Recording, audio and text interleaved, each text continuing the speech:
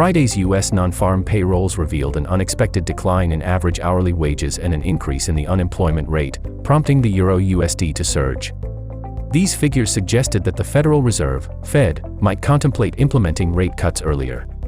The primary NFP figure indicated a 275K increase in employment in February, exceeding the anticipated 200K. Moreover, L data from the Bureau of Labor Statistics, BLS, indicated labor market weaknesses. Key inflation indicator, average hourly earnings increased by 4.3% year-over-year and 0.1% month-over-month.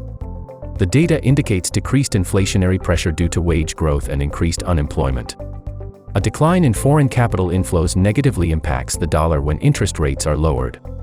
Moreover, Bundesbank President Joachim Nagel alluded to a rate cut before the summer, citing improved prospects. In contrast, ECB President Christine Lagarde advises caution and designates June as the forthcoming critical juncture for evaluating interest rate policy. EURUSD showed extensive buying pressure last week, taking the price above the dynamic 20-day EMA. If the price can hold momentum above this dynamic line, we may expect an upward continuation towards the 1.11 level. However, a considerable downside correction is pending, where a bullish reversal from the 1.08 area could offer a long opportunity.